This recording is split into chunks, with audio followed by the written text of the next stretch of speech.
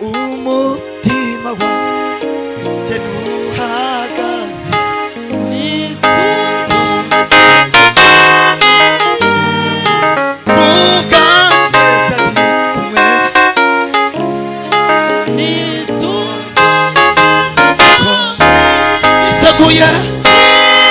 niseguye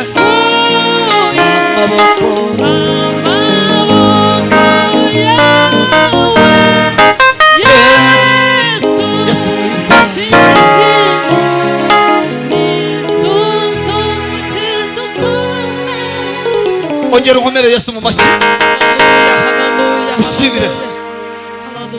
Reka mbabwire mwabarokore nijoro abantu twari hamwe hano ababwiye ngo Bibiliya ndayisoma, iki gitabo ndagikunda, iki ngiki iki gitabo iyo urebye usoma amateka ya Bibiliya usanga ibyo bita imizingo n'ibindi bitabo bitazwi bidasobanutse keretse mbaye nabitondetse nkagenda mbibabwira imyaka n'ibihe. Ariko uhereye mu myaka ibihumbi bigeze hafi ngira ngo ibihumbi nka 12 tugereranije, kuko buri kinyejana kigenda kivuga imyaka ibihumbi 2 guhera mu gihe cya Yesu kugeza uyu munsi tumaze kugeza ibihumbi 2025. Ni ikinyejana cyo hagati turacyita ikinyagihumbi cya kangahe. Ariko iki gitabo umwimerere wacyo uracyari wa wundi. Haleluya, haleluya. Kugeza ku bantu bagiye babyandika, bamwe babitoza imirongo gusa, bagenda babishyira mu mirongo gusa, barandika gusa igitabo randamure bakandika inyuguti gusa. Bamwe bandika ku bipapuro, abandi bandika ku bikorogoto, abandika ku mabuye baraharatura. Ariko abo bita Septuagint, abantu bashoboye kwegeranya Bibiliya bakayitunganya, natwe tukaba tugishobora kuyisoma uyu munsi wa none. Abo bagabo njavuga ngo batugire neza, iki gitabo cyafite umwimerere. Ashimwe Yesu, ashimwe Yesu. Kubw'ibyo rero nkunda iki gitabo. Haleluya. Yesu ashimwe cyane. Ashimwe Yesu. Umugabo mwiza witwa Dawudi we, nijoro nibyo nari mbabwiye ngo baramubwiye bati ujye mu nzu y'Imana. Uwo munsi ntekereza ko yakoresheje umunsi mukuru. Ntago ari bwo bwa mbere yarahuye n'ibimunezeza. Dawudi bari baramwimikishije amavuta y'ubwami ntiyaneze. Munsi bamubwiye ngo uze mu nzu y'Uwiteka Imana, ucyure isanduku y'isezerano, uyivane mu Bafilisitiya, uyigarure mu nzu y'Uwiteka Imana, Imana yongera kugira agaciro. Uwo munsi yakoresheje icyo bita feti. Haleluya. Akoresha umunsi mukuru, atamba nk'ibihumbi n'ibihumbagiza, akora ibintu bidasanzwe mu buzima, arishima ngo arimo gutambira Uwiteka Imana. Ntiyita ku giciro n'agaciro yari afite, arazamuka himbaza Imana, yibagirwa yuko imyenda yari akenyeje nayikenyeje. Nicyo nyirutsiragwa umugore we Mikali ngo aramuseka, aravuga ngo yo umujeje isa n'uwamuga, ariko undi yigumanira ibanga, aravuga ngo uyu ni umunsi wanjye w'ibyishimo mu minsi yo kubaho. Haleluya. Bamurokorewe. Yesu ashimwe cyane. Haleluya. Haleluya. Haleluya. Haleluya. Haleluya. Nta kindi kintu kijya kinezeza nko kuba mu nzu y'Imana. Nta kindi kintu kijya kinezeza nko gufata mikoro ndimo nakira cyangwa se nakirwa, ndimo nakira ijuru, nakira ubwami bw'Imana, bantu barimo kumpagarika imbere yabo ngo nimbwirize ubutumwa bwiza. Ashimwe. Niba hari ikintu kijya kinezeza mu buzima nicyo gihe Imana yo mu ijuru ibambera umugisha. Haleluya. Reka masabe mwicare, kamasabe mwicare. Mami buretse kwicara kuko sinatinyuka kubwiriza udasuje abantu.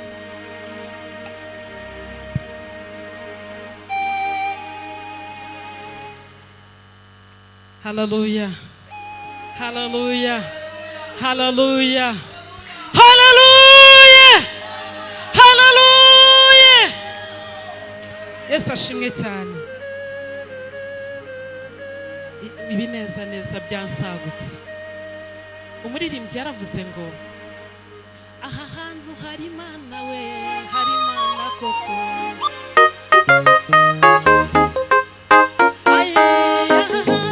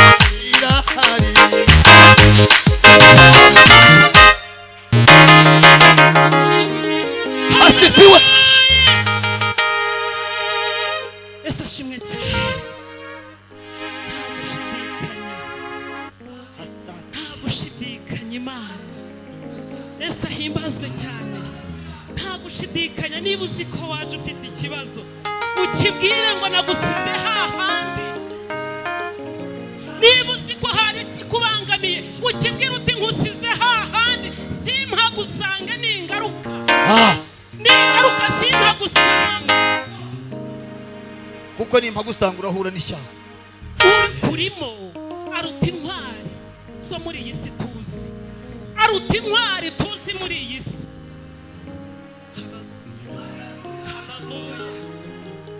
Ashimwe Yesu. Amen. Reka mwicarire. Ndagushimiye. Shimye umwami w'abami ko nakandagiye muri Uganda kuri uyu musozi w'Imana. Yesu ahimbazwe cyane. Nibwo bwa mbere nkandagiye inaha naherukaga Uganda 95. Murumva ko ari kera. Nongeye kwisubiramo. Yesu ashimwe cyane. Ishimye Imana rero yabarinze. Shimye Imana kubw'ababyeyi, abasore mugikunze Imana. Ahimbazwe Yesu. Ahimbazwe Yesu. Amazina yanjye nitwa Rosette Ruhabuka. Uyu mugabo duhagararanye n'umutware wanjye ni n'umushumba wanjye. Ni n'inshuti yanjye. Uyu niwe tugendanye igihe kinini mu murimo w'Imana no muri iyi si mureba no mu buzima bw'iyi si. Uyu ni inshuti ikomeye. Mumumpera amashyi.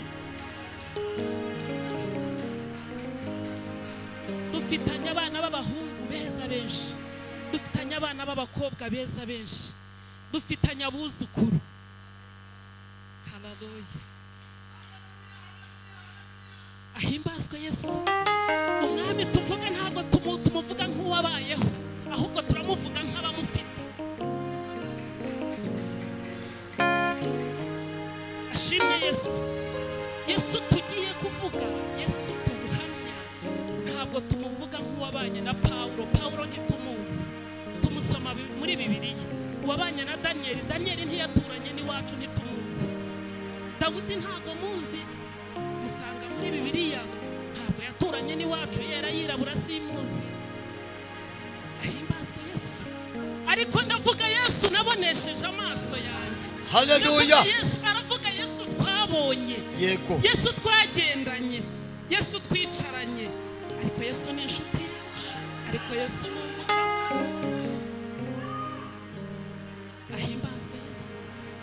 Twe twahisemo gukorera Imana. Mu myaka yashize n'iri imbere tuzakorera Imana yacu. Twabwiye abana bacu ngo muzakorera Imana ya so na nyoko mwabonye. Ashimwe Yesu. Shimye umwami rero kubw'umubyeyi wanjye Bishop, n'umubyeyi wacu. Mwibare guhagararana nawe, mwibare kubana nawe, mwibare. Ni inshuti yacu cyane cyane. Bishop ni imfura. Bishop ni umubyeyi wacu.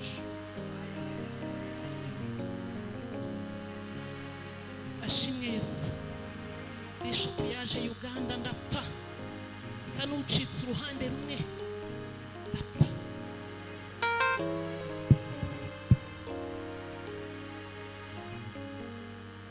Ushimwe Yesu, ariko nashimye umwami wanjye, nashimye umwami wanjye.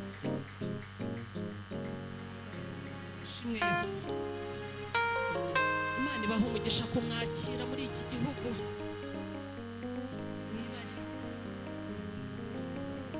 Nibare guhagarana na Bishop n'umugabo w'umuhesha w'umugisha. Twabonye ukuboko kw'Imana kuri we, turabahamya. Twabonye ingumba zibyara, twabonye ibirema bihaguruka, twabonye abapfuye bazuka, twarabibonye n'amaso yacu, twarabibonye. Yaje Uganda turashira, turavuga ngo mu Rwanda dusigaranye nde? Hari hamaze gusaza umugabo witwa Gadi, umugabo w'Imana, barambutse turapfa. Ariko Uwiteka ushimwe ko wandindiye umubyeyi. Yesu ushimwe ko waturindiye umubyeyi, warakoze.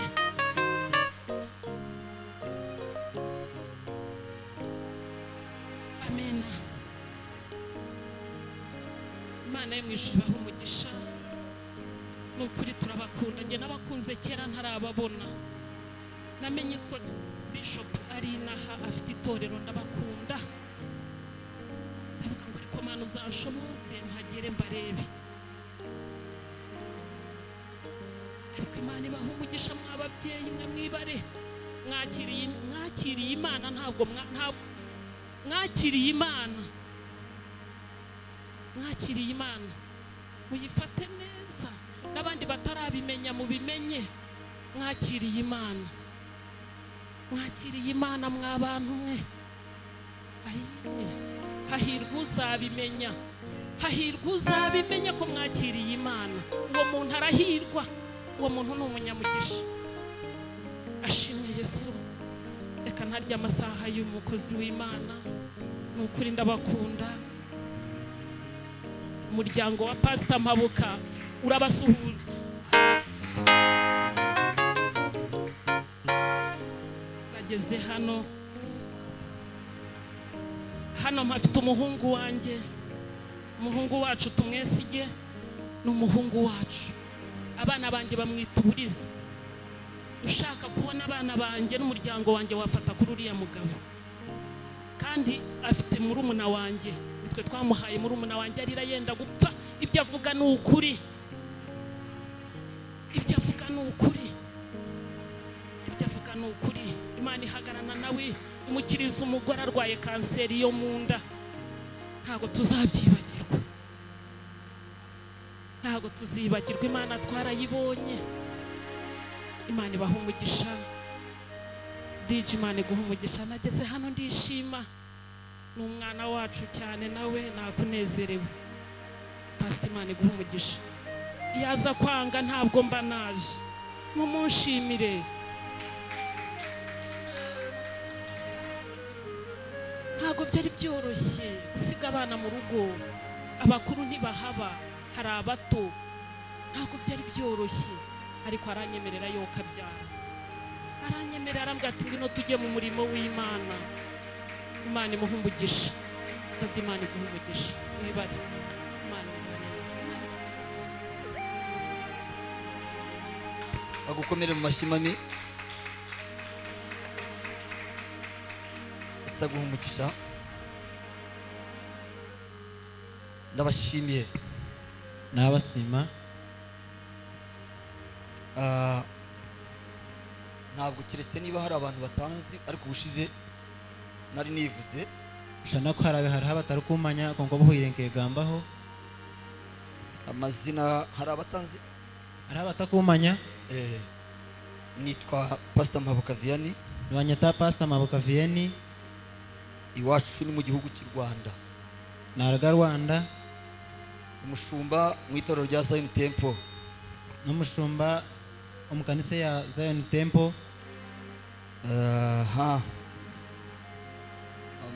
Ndi umugabo ndubatse, umugore mwamubonye, n'umusheja ineka. Hanyuma rero nkuko bibabwiye, dufite abana n'abakobwa n'abahungu. Kuko yabagambira twina abana baboje n'abeshyi. ngira ngo ubushize twabatumyeho tubabwira yuko tugiye gushyingira inshuti yanjye Benoni ni ikanisa ngira ngo yo mu Nshenyi twari batumiye, igihe cyari kitumereye nabi ariko twarabatumiye turababwira ngo tugiye gushyingira nk'inshuti zacu kugira ngo mutazumva byarabaye gusa. Twarashyingiye rero, twagize ubukwe bwiza, tukingira tukagira ubugenyi burungi, Imana yabanye natwe ndanga kabanitwe. nicyo umugore yavugaga. Icyo mukazi yanagamba Ntabwo byari bitworoheye kuza twembi tukiva mu bukwe ako kanya, bikaba bitatworobire kwisha twembi kandi turigira mu bugenyi, gusiga abana ariyo bakigera mu rugo bakiva ku mashuri, tugaha abana bashyira mu kabarigira ishomero, ntabwo byari byoroshye, bikaba bitorobi. ariko umurimo w'Imana nuko umurimo gwarahanga urakomeye, gugumire, ntabwo byoroshye kugira ngo uwutere umugongo ubyihorere. tibyorobe kugira ngo ubireke. Turashimira Imana rero ko turi hano, nsimaranga bo kugira ngo turyaha, turashimira Imana ko yatwemereye kuba twaje, nsimaranga bo kutwikiriza tukija, turashimira Imana yabanye natwe kuri uyu musozi, nsimaranga bo bayire nitwe ahamgongogu, turashima Imana ya Isirayeli, Imana y'imbaraga.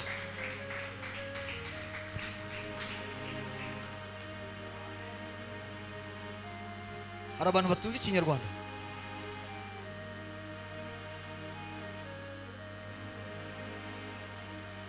Abo Marigumigisha. Amen. Haleluya. Ni kanye sigese ni utumva Ikinyarwanda azi no kukiririmbamo.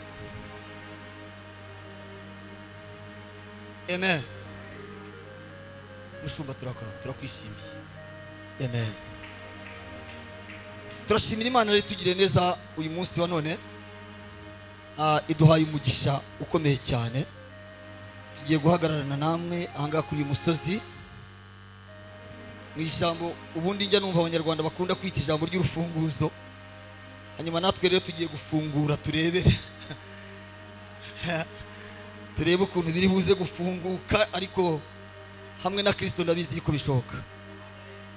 Ndagushimiye Mwami Imana yacu isumba byose, mu izina rya Yesu turakwakiriye Mwuka Wera, ngwino uganze ukomeze kubana natwe, imbaraga zawe zikora ibikomeye, ubwiza bwawe bukomeze kutugenderera, ubuntu bwawe bwinshi butubeho, kugira neza kwawe guhagararane natwe abahagaze kwibane n'abicaye.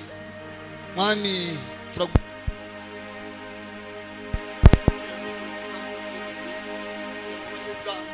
ibindi bintu byose biceceke, amajwi yose ahore, havugira iryawe ryonyine ryumvikane mu matwi no mu mitima yacu. Turagushimiye ko ubikoze, ni mu izina rya Yesu. Amen.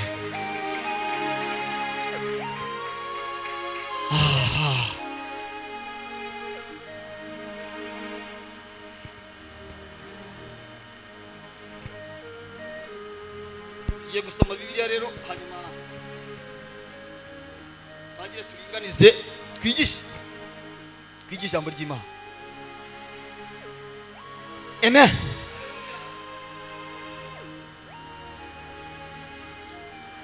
Reka dusome ubutumwa bwiza bwanditswe na Luka,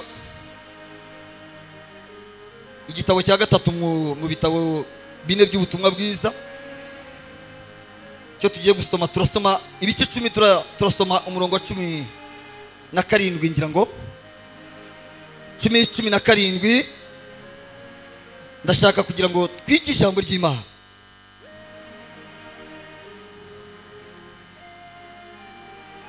Ubutumwa bwiza bwanditswe na Luka, ibice 10 umurongo wa 17. Usomyi wa Bibiliya, murabona twebwe iyo tugiye gusoma abandi bareba neza, ariko imyaka yacu iyo ugiye gusoma ubanza kugira mutya kugira ngo urebe ko nibura byakunda gusoma. Ariko aha dufite abasore afande ntabwo uzi gusoma Ikinyarwanda, ese ka hagire undi ubwo kamerera, hanyuma ufate Bibiliya yawe niba uyifite.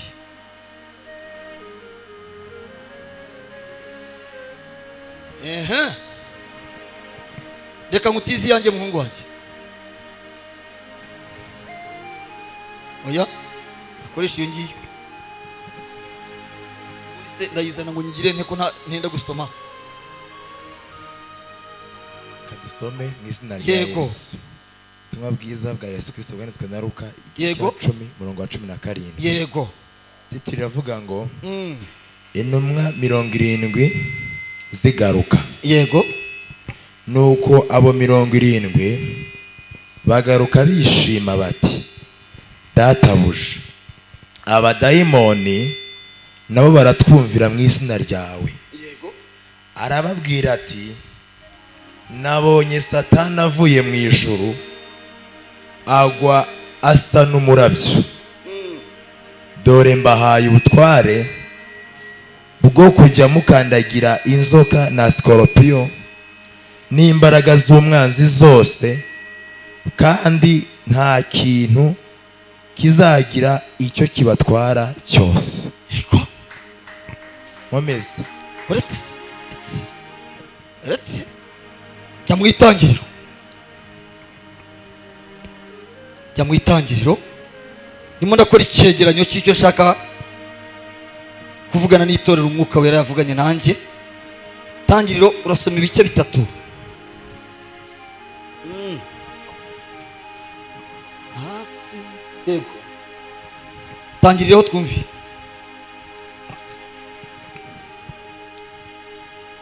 Itangiriro igice cya 3. Titiri iravuga ngo inzoka yoshya Eva. Wowe isomere gusa. Soma komeza.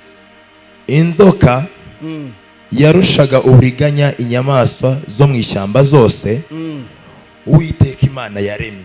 Yego. Ibaza uwo mugore iti, ni ukuri koko Imana yaravuze iti, ntimuzarye ku giti cyose cyo muri iyi ngobyi. Uramwumva ukuntu amubajije? Iri jambo rikoreshwa mu kintu cyitwa ubutasi. Gutata. Gushaka kumenya ikiri mu mutima wawe. Kwenda umuntu iteka iyo umuntu akomeje ngo mbese koko ariko koko ese ubundi byavuzwe bishingiye ku arenda kumenya igihishwe kitarebeshwa amaso y'abantu. Undi muntu wese atareba ngo yimenyere. Ariko niki iyi nzoka yarusaga izindi nyamaswa uburiganya yahuye mu n'uriya mugore mu ngobyi yabiteguye. Niki yashakaga kumenya? Uzi ikintu cyari kibabaje inzoka? Uyu murongo inzoka yari ishingiyeho yakurikiranaga umunsi ku wundi. Iyi nzoka irimo kuvugwa ni Satani. Ntabwo ari yaho yindi mukubita inkoni ku mutwe. Ni inzoka yitwa umushukanyi. Ariko ikintu cyari kibabaje ni kimwe. Ni ikintu Imana yari yarakoze ku muntu imaze kumurema mu gice cya mbere ku murongo wa 26. Ndashaka kugira ngo negeranye sindatangira kubwiriza. Bwira mugenzi wawe uti aya ngaya ni ay'abasazi, ariko ntabwo yari yagatangiye. Yego. Noneho tugira mu gice cya mbere ku murongo wa 26. Dore ngo ndakabakaba Bibiliya. Haranditse ngo Imana iravuga iti tureme umuntu. Noneho tureme umuntu nyuma yuko tureme ibindi agira ishusho yacu ase natwe.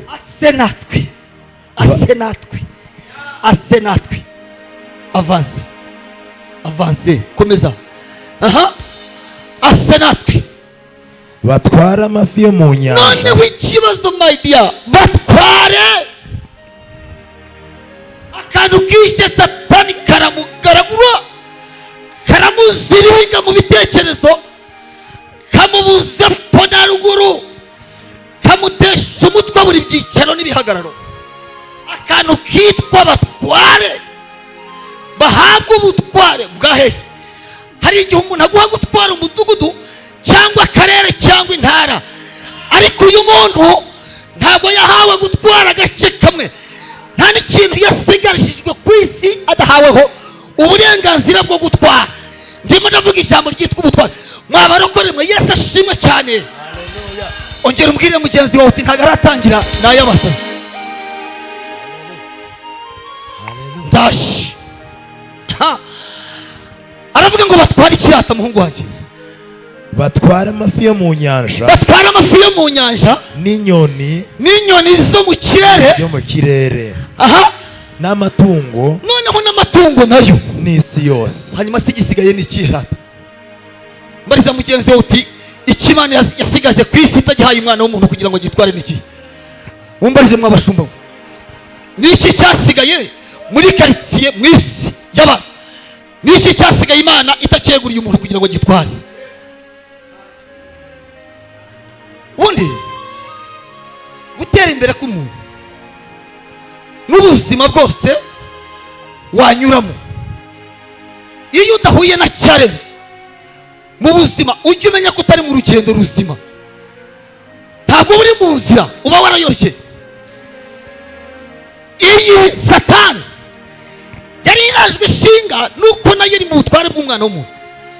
Nta kindi yari buze kuza gukoraho, nta n'icyo yari buze guhindura mu cyo Imana yari imaze guha umuntu. Kuri uyu murongo wo mu gice cya 3 niwo Satani yari agarutse gutata ubutware bw'umuntu. Aza kubaza umugore, aramubaza ati niko rata, Imana yarababwiye, irababwira, irongera irababwira ngo nimurye kuri kiriya giti muzahera. Yesu wacu ahimbazwe cyane. Nimurye kuri kiriya, yashakaga akantu kamwe gusa kari buze kuza gutakaza ubusabane bw'umuntu n'Imana.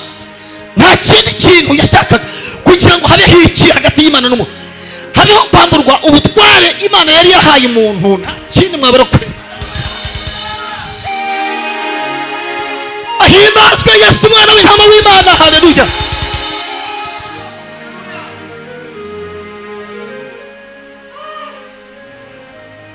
Yesu ashimwe. Amen. Yesu wacu ahimbazwe cyane. Haleluya. Turakwakiriye inshuti yanjye, Imana y'umugisha bwumvi. Aramubaza ati niko Imana yarababujije ngo kiriya giti nimukiryaho hazabaho iki? Umugore aravuga ati ntabwo bikunda, ni embago, ntabwo byemera. Ariko hazabaho iki? Hazabaho iki? Ni iki kizabaho? Uravuze ngo no gupfa tuzapfa, ndatunowe wapi manene no kwisha. Imana yarababeshye. Umva Satani ukuntu ari umugizi wa nabi. Mwatorera Yesu ashimwe cyane. Nta wundi duhanganye nawe. Ndashaka kubanza kukuvana ku kintu cyitwa guhora uhanganye n'umuntu. Ni umwuka wa Satani. Uyu nguyu utajya wifuza ko abantu babaho. Nta kintu. Araza aramubwira ati oya, ntabwo uyu mushukanye n'umugome. Aramubwira ati ntabwo muzapfa, ahubwo Imana ntabwo ishaka ko mumera nkayo. Wowe genda usorome uryeho gusa gatoya, uryeho gusa urebe. Akimara kuva aho ngaho atangira gukora test. Ushize abantu ba hano mushenye narababwiye ngo iteka yiteze umuntu amatwi. Murimo murandeba ubu ngubu ko munyumva mwese, ubaye udafashijwe n'ijambo nigisha, byanga bikunda byamera nk'ibya wa musazi na rwa rutare. Uko byagenda uko ariko kose, ubaye udafashijwe n'ijambo ngo uryubake aho rizakugeze aho Imana ishaka kujya, nagira ngo nkubwire ngo byanze bikunze hari akavungukira k'impamvu wateze amatwi kari buze kuza kujyaho. Niyo udahindutse ndakwanduza. Uko byagenda uko ariko kose, iyo wicaye imbere y'umuntu ukamutega amatwi, iyo ataguhinduye arakwanduza. Iki nicyo cyabaye hagati ya Satani n'uriya mugore. Akimara kumuva imbere gutya, umugore icyo yari yarabujijwe n'Uwiteka Imana aragitinyuka ako kanya, aratambuka asoroma kuri rwa rubuto, aruriyeho, yirebye abona yambaye ubusa. Ibintu atigeze abona mu myaka yose. Amatwi yatangira gukinguka, ariruka atwarira umugabo nawe ngo aryeho, yirebye abona yambaye ubusa. Nicyo ikintu cyitwa ubutware, imbaraga z'Imana zari zikavarinza ubuzima bwabo, zitangira guhindura umwimerere wazo.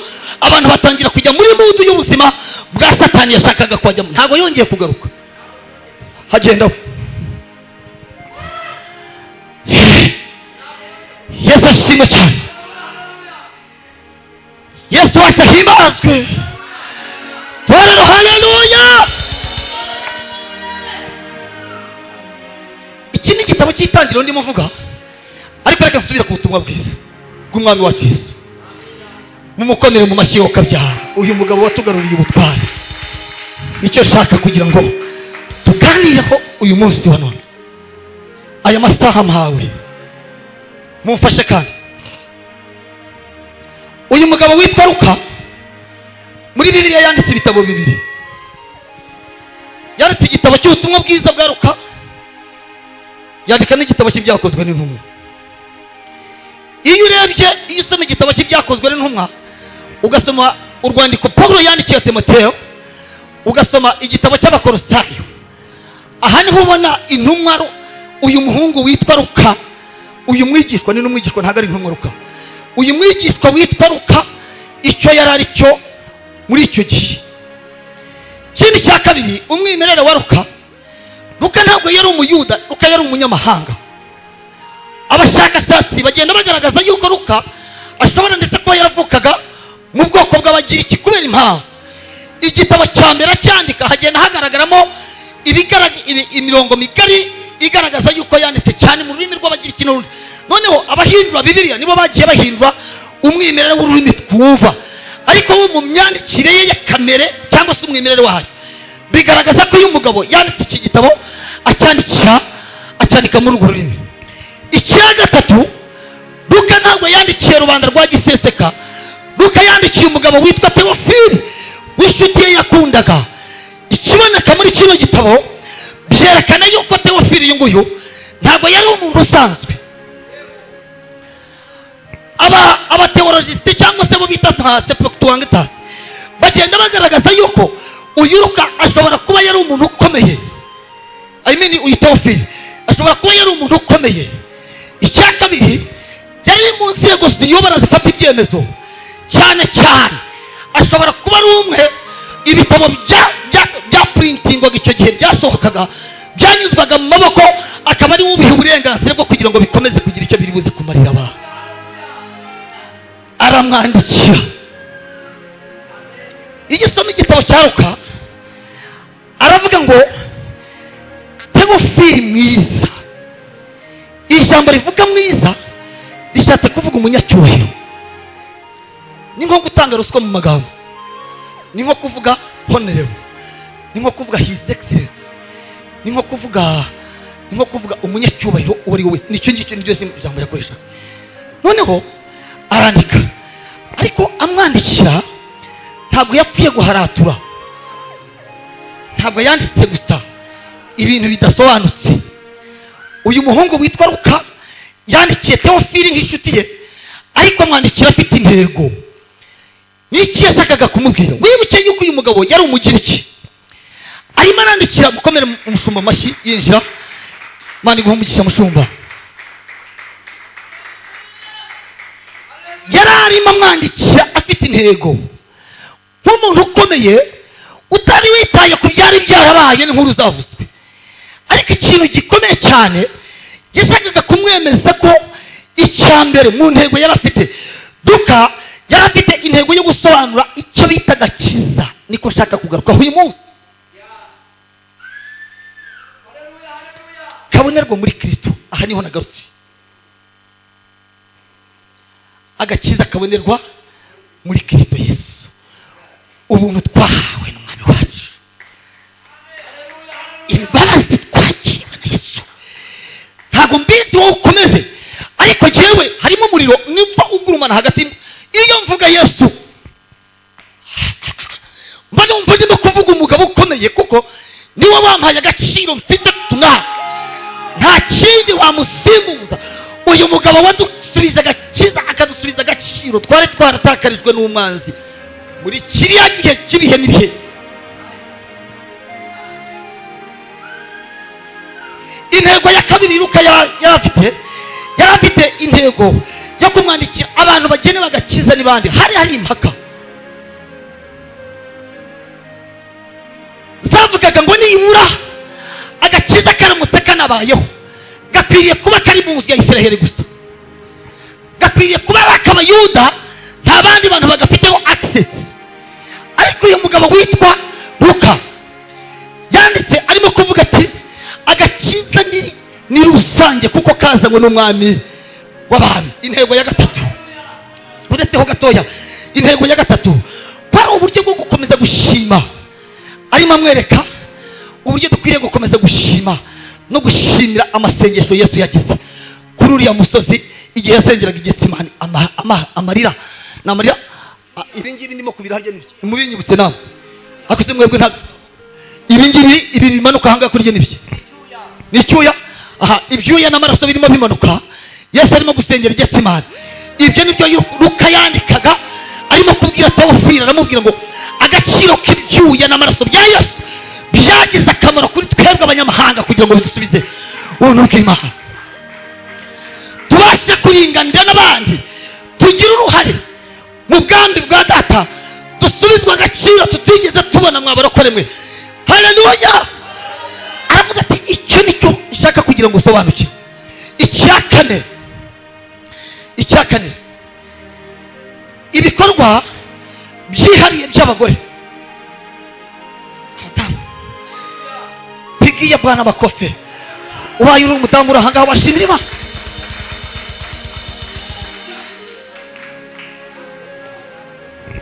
Muririmbyi yaravuze ngo genda ubwire imbohe ko zibohowe kandi ubabwire ko Yesu agira neza. Iri ni itsinda ry'abadamu babanaga na Kristo, bamwe bagiye gusura igituro mu gitondo. Arimo avuga iyi nkuru, ndimo ndavuga igitabo cya Luka mu ncamake. Yesu ashimwe cyane, Yesu ashimwe cyane bene Data. Ndimo ndavuga inshuti yanjye Luka wanditse ubutumwa bwiza mu bitabo bine, ariko kiza ari igitabo cya gatatu gifite umwimerere w'ijambo. Iki ingingo ya kane, uyu mugabo witwa Luka yarimo avuga ku bijyanye n'umunezero uzanwa no kuvuga ubutumwa bwiza. Impamvu umuntu urimo kundeba, hari umuntu urimo kunyitegereza ubu mwese hari umuntu urimo ubona akamukushi hano ku maso. Iyo mubwiriza ubutumwa bwiza, Bishop usanga ibi bintu ntabibuze. Iyo ndimo kubwiriza ubutumwa bwiza nezerwa cyane kuruta iyo ndimo gutekereza ku muryango wanjye. Kubera iki? Imiryango iyo tuvuka hari abantu batazananyura muri ino nzira twanyuze, ariko Yesu baramubwiye bati bene so baragushaka. Arababwira ati wacu maneno mubwire abo ngabo bavuga ko bene Data, ariko bene Data ni abangaba bari imbere yanjye turimo dusangira ubwami bwa Data. Iyo mbwiriza ubutumwa bwiza mbanzi ko ndimo guhinga mu murima utazigera urumba. Iyo mbwiriza ubutumwa bwiza mbanzi ko ndimo gushyira mu rwuri rutazigera rugera mu juru rugeramo. Iyo mbwiriza ubutumwa bwiza mbanzi ko ndimo gucukura ikirombe cya zahabu undi wari we wese adashobora kugira, kuko nibwo buntuzi.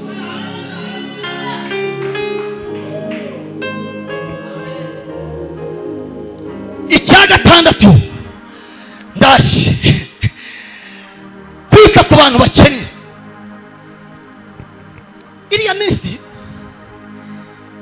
havugwaga Kibamba, Binyonkondo, Bifekera, Omugagari wano atude omutungi uwo mukatwe kaka Mukamente oyine Seto Mbanka oyine abana basomire Kanos, Janos and each.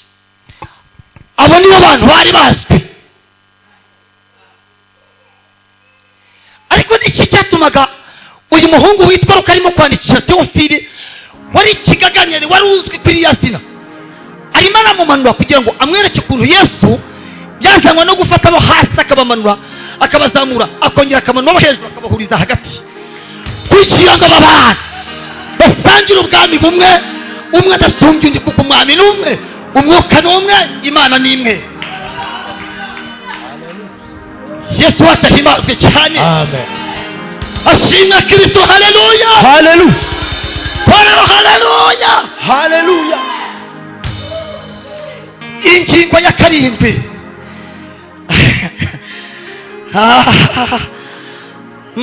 kwibanda ku muryango. Aha yari arimo kuhamubwira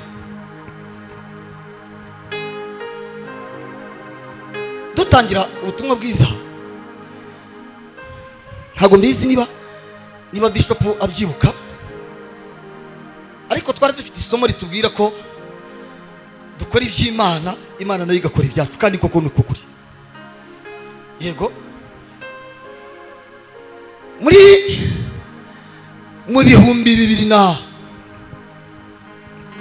2012 turi mu giterane cya Afurika Haguruka, umuzungu umwe w'umunyamerika arimo yigisha ku musozi w'umuryango. Muri Zion tugira ibyo bita sermons cyangwa se imiryango, imisozi 7. Noneho ku musozi w'umuryango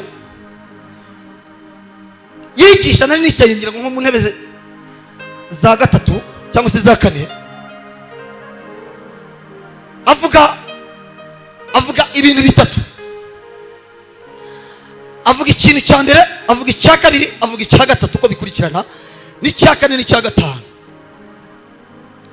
Aravuga ngo cya mbere Imana, icya kabiri umuryango, icya gatatu itorero. Abivuze ndavuga ngo uyu mugabo yaravangiwe, kandi itorero ni irya gatatu, ndavuga vice versa. Umuryango wa gatatu, itorero irya kabiri.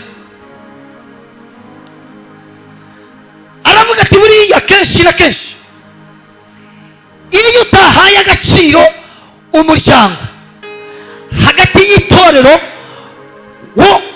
itorero n'umugore wawe, uba ufite abagore babiri ariko utazi gukorera maintenance kugira ngo ushobore kubatungura umugabo umwe.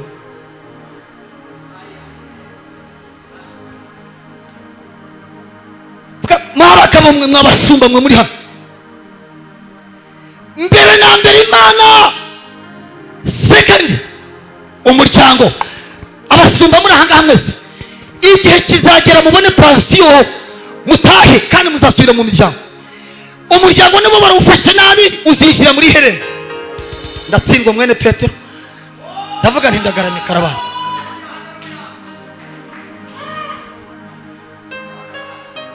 Uranyigishije wa mugabo, reka nsubireyo njye gukora ibyo ntakoze. Mami, Imana iguha umugisha mugore mwiza, gukomeza kwihanganira bwa buzima. Uyu najyaga muta mu rugo, hagenda mu giterane, hari igihe nabaga niberekeje kwa babisho, hari igihe nabaga nibereye Uganda, iyo ngiyo za Kajumbikiyo. Nkamubwira nti wowe fataya, ngiye mu murimo w'Imana, ariko nawe Imana izagutunga n'aba bantu. Agenda umwana w'umuhungu nawe hagenda nkagaruka, nkasanga rimwe na rimwe yafashe imyenda, ubundi yafashe ibidakwiriye, ubundi yafashe nta negotiation zizabagaho. Igihe nagendaga nabaga ngize amahirwe nkabona amatike, ubwo nyine nawe azirwarize n'Imana ngiye gukorera, kuko ibera hose icyarimwe. Izabane nanjye Kajumika, izabane nanjye Kampala, izabane nanjye Dar es Salaam, izabane nanjye Kweya, ariko izanabane n'umuryango wanjye. Nuko nasengaga kandi cyangwa nkumva ndasenze, wowe ntugira ngo numvaga nyine ndimo nyine avuga nakwemeje urabikora. Nanagaruka rero nkasanga bariho nk'abarinzwe nayo, ariko Imana integereje umunsi wo kuzamenya icyo ukuri. Uyu mugabo witwa Luka arimo arabwira abantu, arimo arandikira Theophile kuzatanga ubu butumwa bwiza n'iki gitabo kugira ngo kizasomwe na rubanda nyamwinshi, ariko abantu bamenye agaciro no gutandukanya ibintu no kumenya gukora maintenance y'icyo Imana yaguhaye nk'umukozi wayo. Ntushobora kuba icyitegererezo cy'umukozi w'Imana warananiwe n'umuryango, cyana nayo ntabwo byabaho. Iwawe zirara zisha, bwacya mu gitondo zikazimana. Nowe ntabwo ushobora gukorera Imana yo mu ijuru yaturemye, ntabwo byabaho.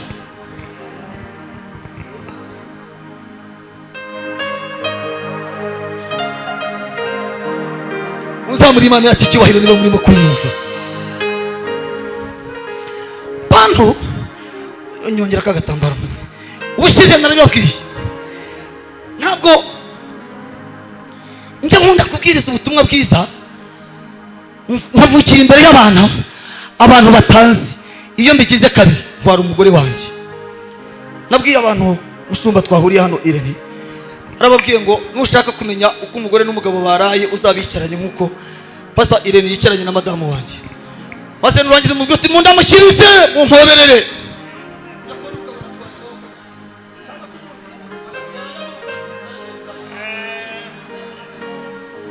Uzamenya ko zirara zishye bwacye mu gitondo zikazima.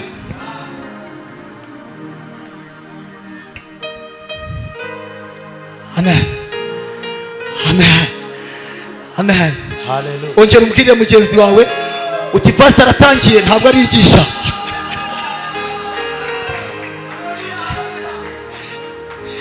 Amen. Amen. Hallelujah. Amen. Hallelujah. Torero haleluya. Hallelujah. Asifiwe Bwana wa mabwana. Bwana asifiwe. Amen. Aranezeza yo kabyara ndamukunda. Umugabo ukugegena akakuvana ku rwego rw'ubuswa n'ubupfu n'ubupapa akaguhindura umuntu ushimitse ushobora guhagarara imbere y'abantu ukavuga. Abantu bakicara bakagutega amatwi bagahera kuri iyo fondasiyo bakagenda bakubaka abandi bakabaho. Bahungu banjye mukomere. Mu gitondo nahoze nganira namwe ndababwira ngo mwebwe muri abanyamugisha. Bana bacitse ku icumu batari bagira inkovu, mutari mwakubita ingumwa mu mutwe, mutari mwarara mu kabari, mutari mwarya ibyanduye, mutari mwiziringa. Mukomerere aho ngaho, muzashaka abakobwa beza, muzaba mu ngo nziza, muzagira umugisha. Mukomeze uyu mwami w'abami watuzaniye agakiza ku. Hallelujah. Uyu mugabo Luka yari arimo gusobanura Teofili, aramubwira ngo Teofili, ndashaka yuko ukizwa ariko usobanukiwe. Uyu nguyu turimo dusanga ashima Yesu. Hallelujah. Ingingo ya munani ngiye ku ya munani. Aha, bwira mugenzi utingira akazi. Mubwira utingira akazi. Ingingo irimo kuvuga ngo kwari ukwibanda ku gusubiramo kenshi ubumesiya, kwibanda ku gusubiramo kenshi ubumesiya, ariko akoresheje ijambo ryo Luka yasubiyemo kenshi inshuro 25 yandika kino gitabo, azisubiramo akajya yandika ngo umwana w'umuntu. Iyo yandikaga umwana w'umuntu yabaga asobanuye Mesiya Yesu, umucunguzi wacu. Yaravuga ngo umwami w'abami, yaravuga ngo tugaruriye kubaho no kongera gusubirana ubuzima no kongera gusubirana ubutware umwanzi yari yaratwamburiye muri Edeni, adusubiza muri Edeni.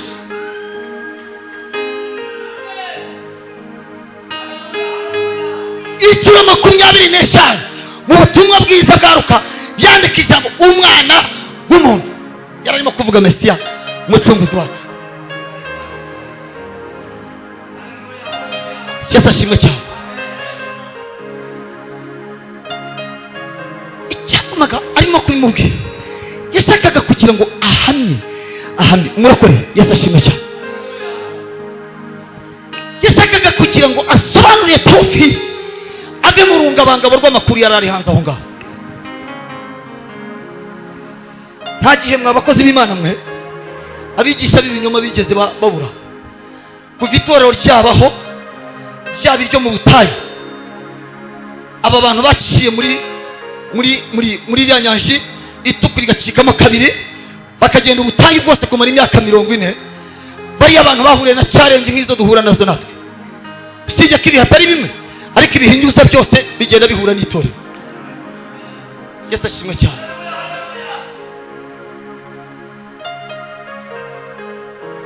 Iri ngiri naryo ry'abacamanza hagati y'abami, iryo naryo ryahuye n'ibindi.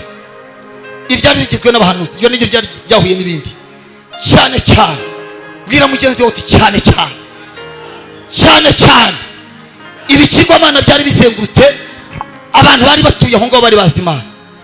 Nta kindi bibera ni ukugira ngo bishobore kukuvana mu mwimerere bagakiza wahawe, kugira ngo Satani ashobore gutura muri.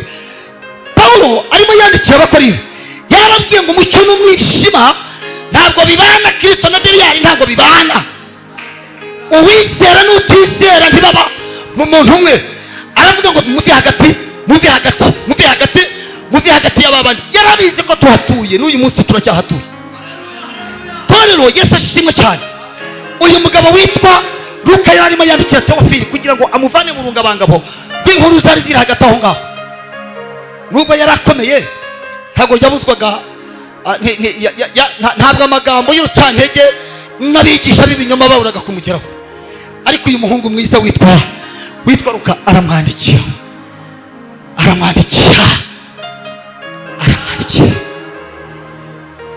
Bwira mugenzi wawe uti atangiye kwigisha.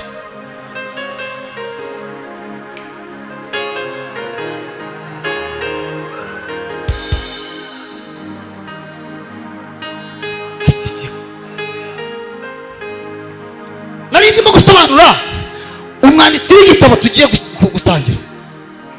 Uyu ndimo nasobanura Luka gusa n'uwo yandikiye. Nicyo nasobanuraga. Utundi twanyuma dusigaye nzatuvuga ku wundi munsi nimbona agatuti. Sigaye ibice bibiri gusa byonyine. Ariko ndasubira ku cyambere cyitwa gusobanura agakiza.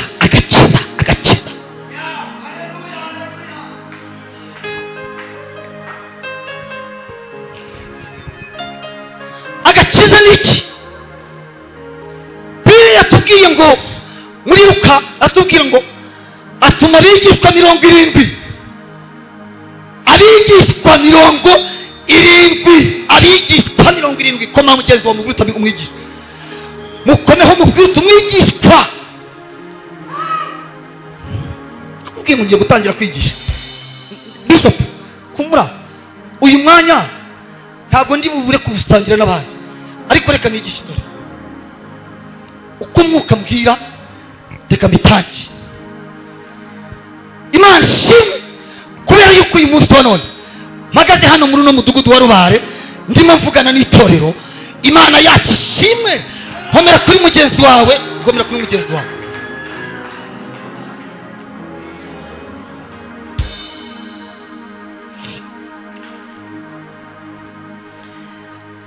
Itorero ry'uyu munsi wa none, itorero ry'uyu munsi wa none, the church of today, which are what he likes, ikwiriye kuba rifite abigishwa kuruta abizera, kubera yuko umuntu arizera gusa ariko kwigishwa bigasigara byarataye umwimerere. N'iki dushatse kuvuga?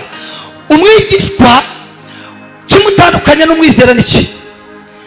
Umwizera akunda Imana ariko yarangiza akanikunda. Ariko niki gitandukanye umwigishwa n'umwizera?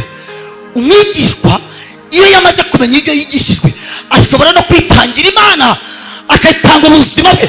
Ariko umwizera ni wa muntu ukunda Imana yarangiza akanikunda gusa agasoreza aho ngaho. Iyo bageze ku rwego rwo kwikunda ntukunda abandi, hari umurongo mugari witwa urukundo ubutaye. Hari umurongo unyumvise? Ashimwe Yesu. Amen.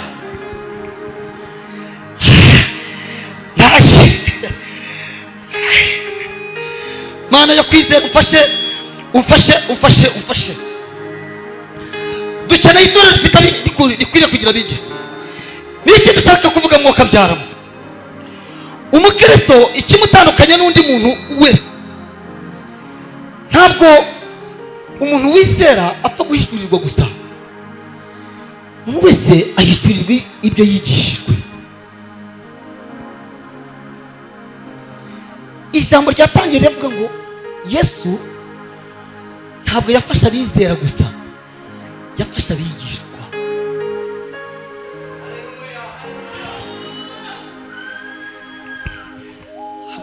Ntabwo ndi bwivunagure ndimo ndigisha itorero. Yafashe abigishwa, abantu yigishije, abaha indangagaciro z'ubuzima bw'agakiza. Arababwiye ngo hagati y'imiyaga n'imiyaga, mu bikomeye n'ibyoheje, ibi ngibi mbabwiye mubizirikane mubikomeze. Aranababwira ngo mbatumye mumeze nk'intama hagati y'amasega aryana, ariko mbizi neza yuko mwigishijwe nta kintu kizabahindura nimukomeza ibyo mwigishijwe. Uyu arimo aravuga umwigishwa, itandukaniro ry'umwigishwa n'umwizera.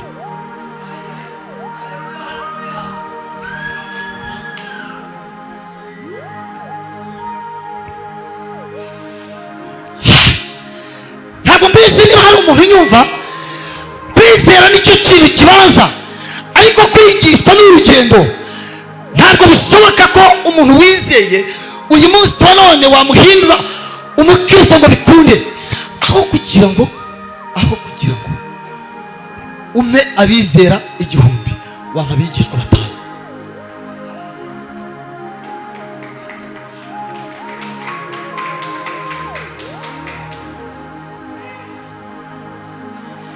Basomba gufata umwizera kuko yizeye ukamushyira muri komite, ni nko gufata agasumbashyamba ukagashyira mu biti wateye ushaka kuzabisarura.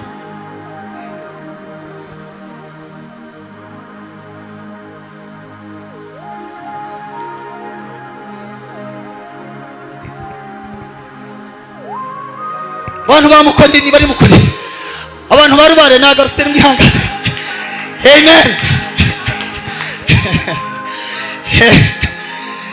Ase niki turimo tuvuga bene data, Yesu atashimwe cyane. Igitandukanya n'abandi bantu, igitandukanya umukristo n'undi muntu wari we wese, ni uguhishurirwa ubutware twahawe Kristo amaze kugaruka ku ngoma no kuza kwima ingoma. Asubiye ku kintu cyitwa ubutware, asubiye ku kintu cyitwa ubutware.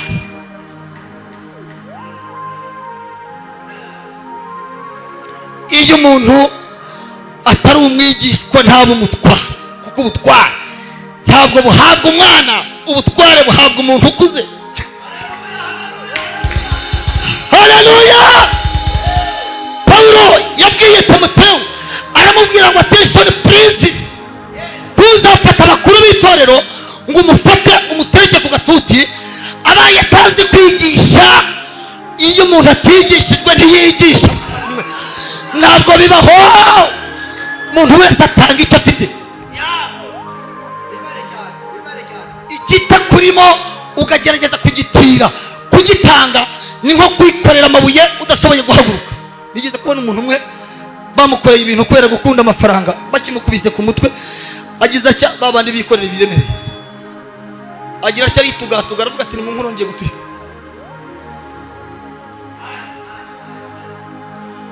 Ibyo bigereranywa n'umuntu ushaka kwigisha ibyo atigisha.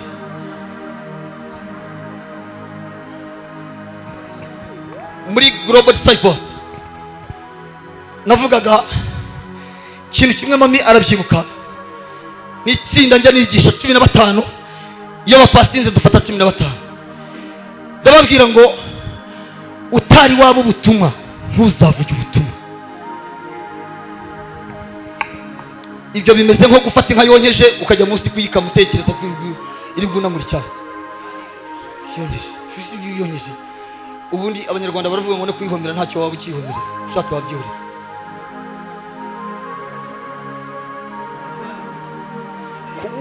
Urashaka kubwira abantu Yesu utari wamwakira, urashaka kubwira abantu agakiza utagafite, urashaka kubwira abantu inkuru z'i Yerusalemu utari wagerayo, urashaka kubwira abantu ikinyarwanda n'u Rwanda utaruzi, udatuyeyo. Keretse niba ushaka kuba utatekateka.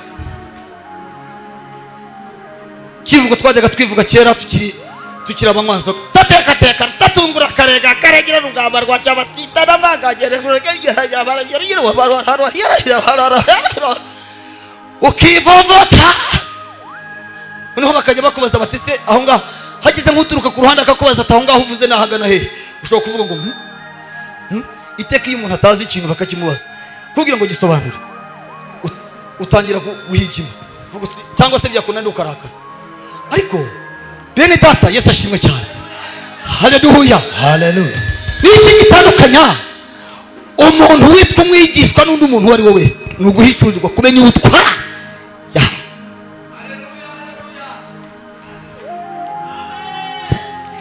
Yes, arababwira ati bana banje ndabatumye, ndabizi yuko mbatumye mumeze nk'intama hagati y'amasega aryana, ariko imbere muri mwebwe harimo ubutware. Ikizakubwira yuko ubutware bukomeye kurusha ikindi kintu icyo ari cyo cyose, hazagira umuntu wambuka i Rwanda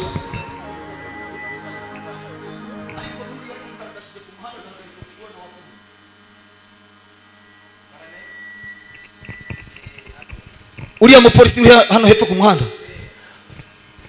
agize atya gahagara ku muhanda, kimodoka kimanuka ruguriya kikoreye ibintu bingana n'uru rusengero rwa bishopu. iyo agize atya kimutandukanya n'undi muntu uwo ari we wese, ubutware yambaye, umwambaro yambaye uhita umwerekana ko ari umutware ufite uburenganzira kuri icyo kimodoka. nubwo gihetse, niyo cyaba gihetse ibibunda aragihagarika kikajya ku ruhande hariya, kabwira umushoferi ati manukamo tutagize ikindi tuvugana. iyo modoka yifunge, manukamo uzi hano. kimodoka akakimanukamo yihuse, akaza akajya amubwira ngo afande,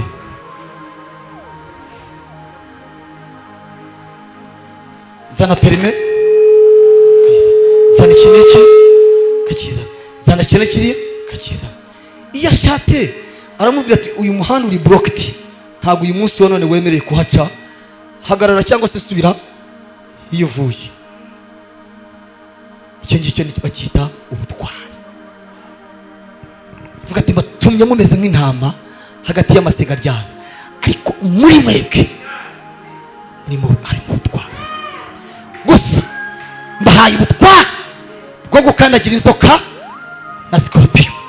ingingo ya gatatu, ubutware, kuko umutware ahindura imbaraga, ariko imbaraga ntabwo zihindura ubutware. kuko imbaraga zikorana n'ibitambo, ariko ubutware bukorana n'ubwami. mayidiya, haleluya! iri jambo ndekuye sinzi niba hari umuntu uryumvise. imbaraga zikorana n'ibitambo, ariko ubutware bukorana n'ubwami. turi munsi ya amburera y'umwami wacu watwambitse umwambaro w'agakiza. twahawe ubutware hejuru y'imbaraga zose z'umwijima. nta mbaraga n'imwe ifite uburenganzira kuduhagarara imbere, keretse niba utazi ubutware wahawe. ariko iyo ufite ubwenge, ufite umutima, ufite umwuka uguhishurira ubutware wahawe, nta kintu na kimwe kiguhagarara imbere. kirazira, kirazira, kirazira, kirazira.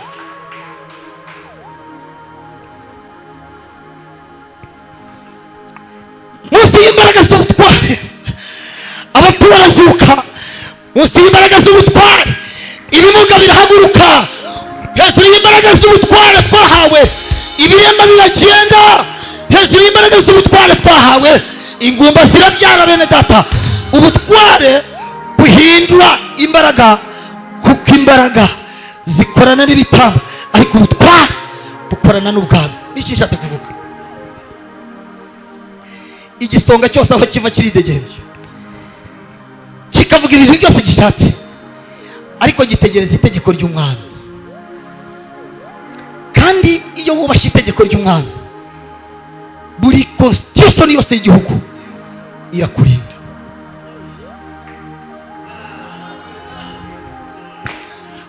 haleluya, haleluya! buri basirikare bose b'igihugu, iyo wubashye itegeko ry'igihugu, iyo wubashye itegeko ry'umwami, nubwo uri igisonga ukidegembya, ariko cyane cyane ikintu ugombye gukora nka tansiyo ni ubutware ufite wahawe n'itegeko ry'umwami. inshuti yawe, icyo ni cyo cyonyine gikomeye cyane. uyu munsi tubona itorero rigenda ritakaza umwimerere waryo, gutakaza ubutware twahawe. iyo umuntu arimo gutakaza ubutware, agenda acaho uduce tw'amategeko. kuko ubutware bugira amategeko abugenga, bugira condition, bugira amabwiriza, bugira imirongo migari. ntabwo bupfa kubaho gusa, bugira imirongo migari. mwabarokore mwe, hagira umuntu unyumva. bene data, buri butware bwose aho buba, bwabo bw'umudugudu, bwabo bw'igihugu, bufite ingingo zibugize. iyo nsoma igitabo cyangwa se amagazeti y'iwacu mu Rwanda, usanga hari ibyo bita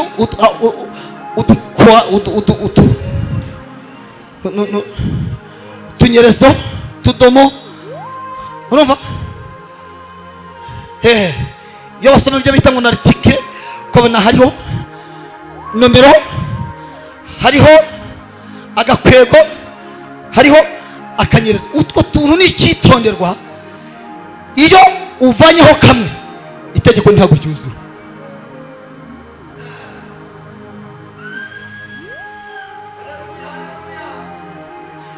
Torero Yesu ashimwe cyane. Ni ikintu kuvuga bene data, ikintu bita ubutware ni ikintu gikomeye cyane ku itorero. Ubutware bukorana n'itegeko, ariko imbaraga zikorana n'ibitambo. Umunsi ku wundi tugenda tubona.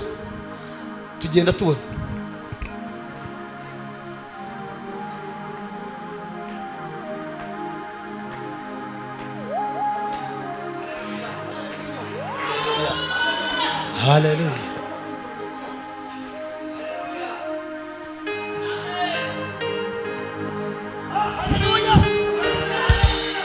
Niki shaka kuvuga? Imbaraga zikorana n'ibitambo, ariko ubutware ndaje. Icyo kenshi amateka abantu bayazi, abantu bazi amateka y'itorero. Ubwo noneho turimo turavuga itorero rya Yesu, ubutumwa bwiza, itorero rya Pentecote, itorero rya Kristo ryavutse ku munsi wa Pentecote, itorero ryavuye mu byuya, itorero ryavuye mu maraso ya Kristo, itorero ryavuye mu rupfu no kuzuka bya Kristo, itorero rya Pentecote. Inshuro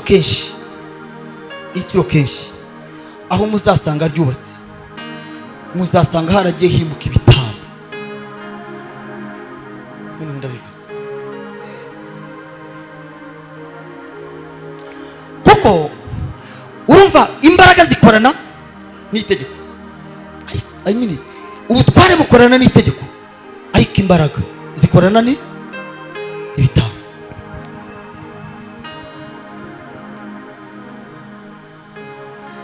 Pawulo arimo yandikira Efeso, yarababwiye ngo intwaro zacu turwanisha,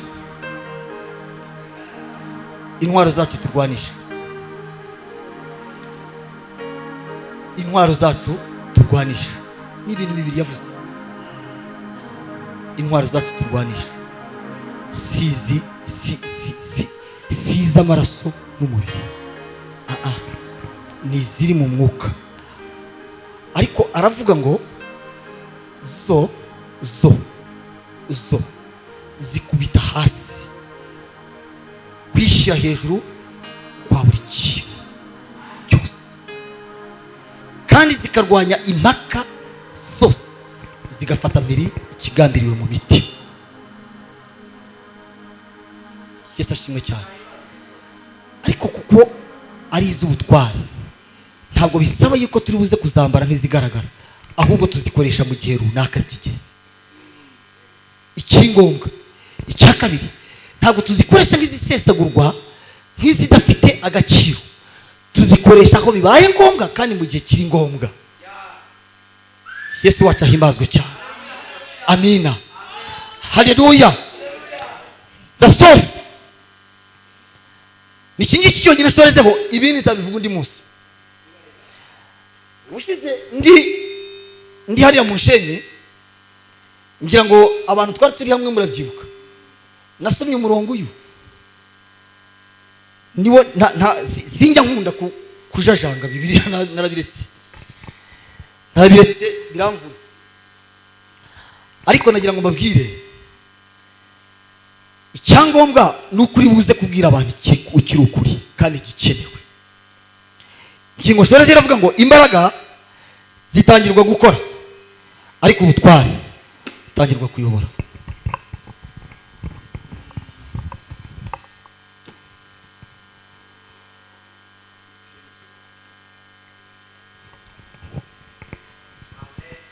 Yesu ashimwe.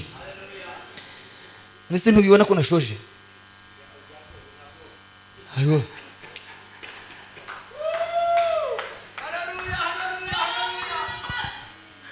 Ntabwo ubibona ko nashoje? Yego.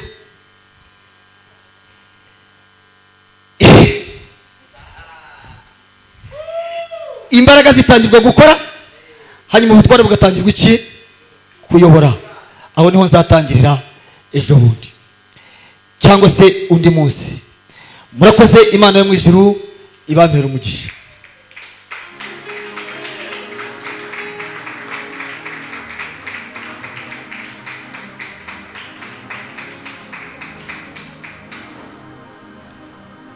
Ibi se mwabizanye ryari Imana yanjye? Ntabyo nari naruye, ntabwo nari nabiroye, mumbabarire. Turagushimiye Mwami wacu Yesu ko utugiriye neza, imbabazi zawe n'ubuntu bwawe bwinshi ukomeze kubana natwe, kandi urakoze kubera ko utugiriye neza. Ijambo ryawe rikwiriye Mwami gukomeza kugira ubutware hagati mu mitima y'abantu. Ndagushimiye kuko uzi ibikomeye mu izina rya Yesu, amen. Arakoze cyane. Reka tumutunge ibiganza tuvuge ngo Yesu amuhe umugisha, reka tumusabire umugisha.